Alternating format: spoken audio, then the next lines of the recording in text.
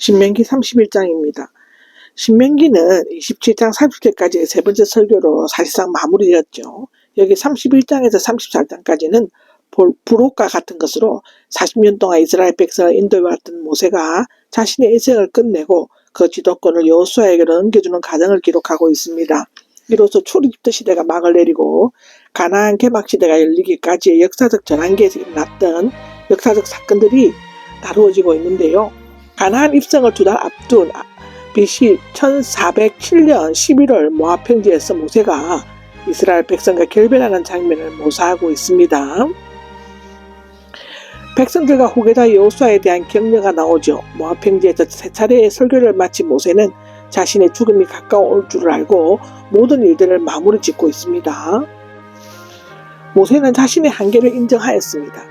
모세는 120세가 되었지만 눈이 흐리지 않았고 시력이 새하지 아니하였다라고 우리는 성경에 기록된 것을 볼 수 있습니다.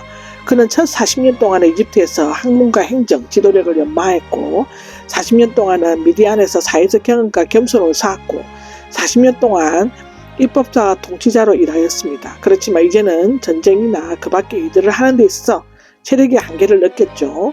더욱이 그는 이전에 범할 불순종 때문에 가나안에 들어가지 못하게 되어 있었습니다. 여호와께서 가나안 족속들을 멸하시고 그 땅을 차지하시도록 해주실 것이다 라고 3절에 나오는데 가나안 전쟁은 하나님께서 앞장서서 벌리시는 거룩한 전쟁이므로 이스라엘 백성들은 땅을 차지하기만 하면 되는 것입니다. 그는 앞서 아모리 왕 시혼과 옥을 멸망시킨 것처럼 가나안 족속들에게도 똑같이 행하실 것입니다. 여호수아가 앞에 서서 건너갈 것이다 라고 하는데요. 모세가 여호수아를 정식으로 후계자로 임명하고 있습니다. 참 지도자 모세는 자신이 일할 때와 일을 다른 사람에게 물려주어야 할 때를 올바르게 깨달았습니다. 모세는 여호수아에게 3가지 당부를 하죠. 첫째는 마음을 강하게 하고 용기를 내라는 것입니다. 6절 7절에 그러는데요. 마음을 강하게 한다는 맹수가 먹이를 공격할 때 무엇인가를 힘있게 움켜쥐고 놓지 않는 것을 의미하는데 용기를 내다는 육체적으로나 심리적으로 힘을 내는 것을 말합니다. 앞서 출애굽부터 1세대는 가나안 국경에서 일찍 도착했지만 가나안 거민들 때문에 두려워하고 원망하다가 38년 동안 강량을 헤매고 다녔습니다. 민수기 14장에 나오죠. 여호와께서 맹세하신 땅으로 백성들과 함께 들어갈 상속 유산을 얻게 해주시오라고 7절에 나오는데요. 즉 자신은 그 일을 완수하지 못했지만 차질 없이 끝까지 그 일을 계속해 나갈 것을 당부하는 것입니다. 여호수아는 이미 오래전부터 군대의 지휘관으로 활약하면서 모세의 권한을 대행하고 있었습니다. 출애굽기 17장, 민수기 27장에 나오죠. 지도자적 권한이 정식으로 위임받은 것은 아니었습니다. 이후 해막에서 정식 위임식을 거행하였죠.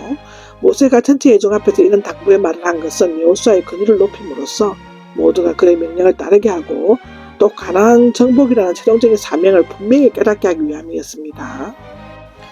여호와께서 앞서 가시고 함께 하시고 떠나거나 버리지 않으실 것이다 라고 8절에 나오는데요.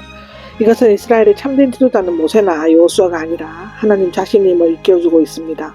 백성들은 모세가 죽게 되면 마음의 불안함과 두려움을 느끼게 될 수 있는데 그러나 하나님께서는 가나안 정복 전쟁을 앞장서 진두지휘하실 것이고 여호와의 군대인 이스라엘과 함께 하시며 또한 그들을 떠나거나 버리지 않을 것입니다.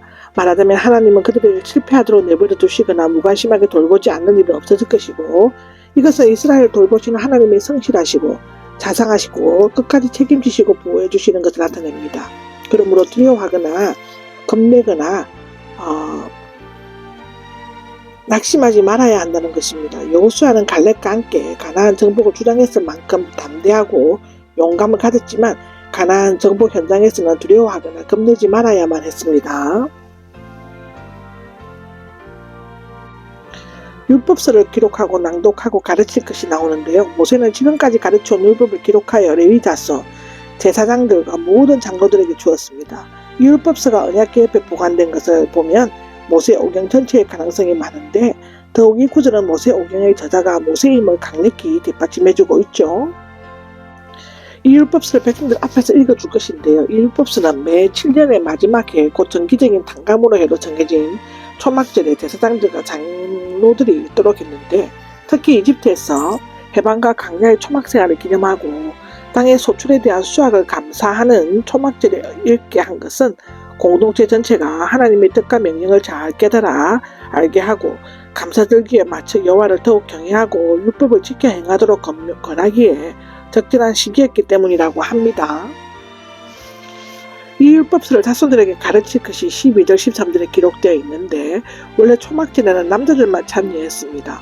정기적인 탕감의 해로 정해진 7년째 되는 초막절에는 온 이스라엘 백성 곧 남녀노소와 외국인이 다 모여있고 언약의 축복을 즐거워하는 모든 자들은 그것을 순종하는 것에 대해서도 알아야 했습니다. 이스라엘의 미래 역사는 율법책에 기록된 하나님의 말씀에 대한 순종 여부에 따라 완전히 달라지게 되는데요. 무엇보다도 가장 중요한 것은 그 율법을 지켜 행하게 하고 자손들에게 가르쳐 여호와를 경외하는 것이었죠.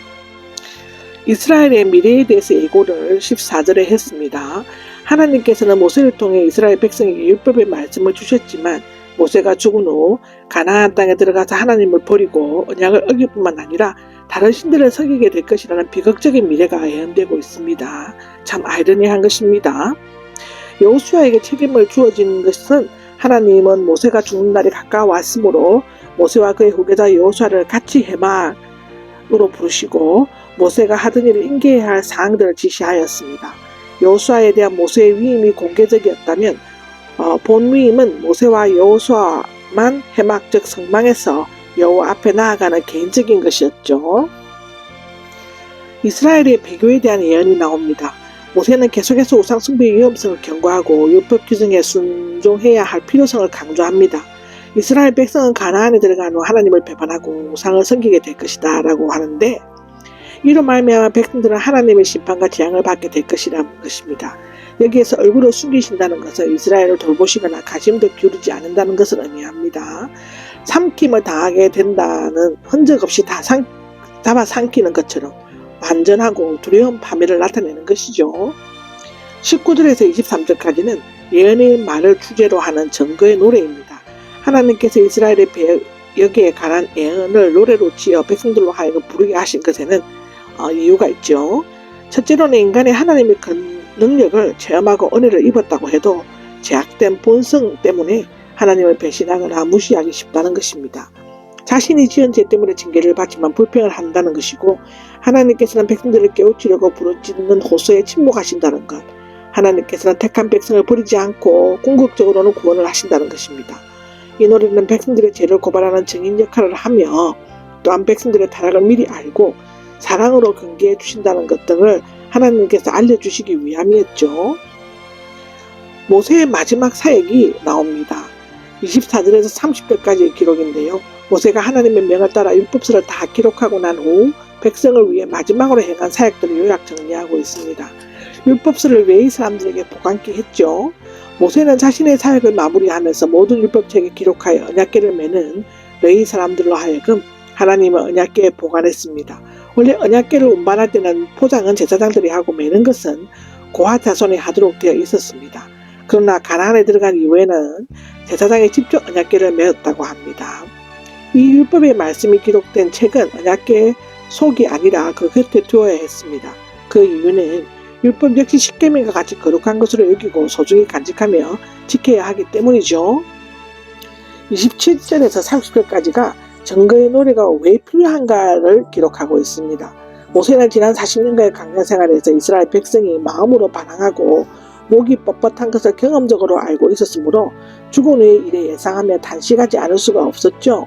모세는 장로들과 지도자들을 모으게 하고 하늘과 땅을 증거 삼아 이 말씀을 전하게 하였습니다. 왜냐하면 그는 이스라엘 백성이 가나안 땅에 정착하고 번창하며 타락을 하고 하나님을 떠나 율법을 버리고 우상 숭배의 죄에 빠져 하나님께로부터 재앙을 당하게 될 것임을 알았기 때문이죠. 그래서 이스라엘 백성으로 하여금 증거의 노래를 부르게 함으로써 여호와께 순종해야 할 그들의 책임과 그들에게 심판이 임한 것이 자신들의 배역함 때문이라는 것을 깨닫도록 하였습니다.